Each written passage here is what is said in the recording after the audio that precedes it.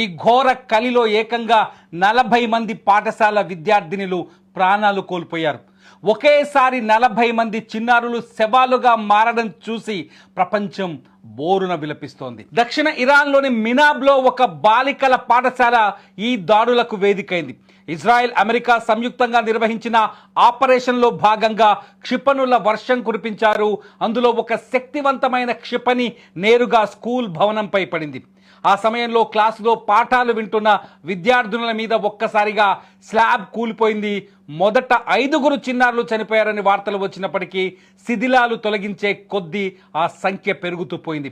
ఇప్పటి వరకు అందిన సమాచారం ప్రకారం 40 మంది విద్యార్థినులు మరణించారు. మరికొంతమంది పరిస్థితి ఇంకా విషమంగానే ఉంది. ఇరాన్ ప్రభుత్వం ఈ ఘటనపై నిప్పులు తిరుగుతోంది. ఇది యుద్ధం కాదు, ఇది పక్కగా ప్లాన్ చేసిన సామూహిక హత్య అని ఇరాన్ అధికారులు ఆరోపిస్తున్నారు. చనిపోయిన వారిలో ఎక్కువ మంది 10 నుంచి 15 ఏళ్లలోపు వారే ఉండటం మరింత విషాదకరం. ఇక్కడ ఇరాన్ రెవల్యూషనరీ గార్డ్స్ స్థావరం ఉంది. అమెరికా, ఇజ్రాయెల్ దళాలు మాత్రం తాము ఇరాన్ రెవల్యూషనరీ గార్డ్స్ స్థావరాలనే టార్గెట్ చేశామని, కానీ స్కూల్ భవనం దానికి అతి సమీపంలో ఉండటం వల్లే ఈ ప్రాణ నష్టం జరిగిందని సమర్థించుకునే ప్రయత్నం చేస్తున్నాయి. స్కూల్ బయట కనిపిస్తున్న దృశ్యాలు గుండెల్ని పిండేస్తున్నాయి. ఇరాన్ ఇప్పటికే ఈ దాడికి ప్రతీకారం తీర్చుకుంటామని ప్రకటించింది. మీరు మా పిల్లలను చంపారు, ఇప్పుడు మీరు దానికి తగ్గ మూల్యం చెల్లించుకోవడానికి సిద్ధంగా ఉండండి అని ఇరాన్ సైనిక నాయకత్వం హెచ్చరించింది. అంటే రాబోయే కొద్ది గంటల్లోనే మిడిల్ ఈస్ట్లో యుద్ధం మరింత తీవ్రం కాబోతుందనే సంకేతాలు కనిపిస్తున్నాయి.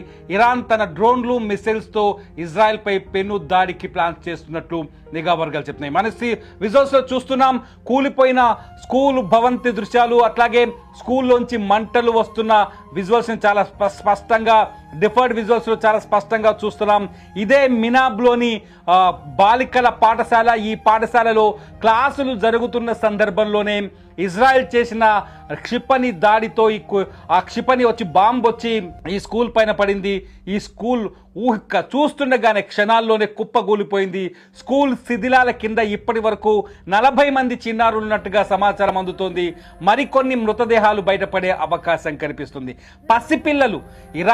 ఇరాన్లో ఏం జరుగుతుందో ఈ పిల్లలకు తెలియదు. ఇజ్రాయెల్కి ఇరాన్కి గొడవేంటో ఈ పిల్లలకు తెలియదు. అమెరికాకి ఇరాన్కి మధ్య ఉన్న ఘర్షణ ఏంటో ఈ పిల్లలకి తెలియదు. ఈ పిల్లలు కేవలం రేపటి భవిష్యత్తు కోసం చదువుకుంటున్న పిల్లలు. కేవలం చదువుకోవడం, అమ్మా నాన్నలు మాత్రమే తెలిసి పిల్లలకు. అమాయకమైన ఈ పిల్లలు ఒక్కసారిగా ఇప్పుడు తునకలైపోవడం, ఇజ్రాయెల్ వేసిన బాంబు దాడికి తునకలైపోవడంతో ఒక్కసారిగా ఆ ప్రాంతమంతా, మినాబ్లోని ఈ ప్రాంతమంతా, దక్షిణ ఇరాన్లోని మినాబ్లోని ఈ ప్రాంతమంతా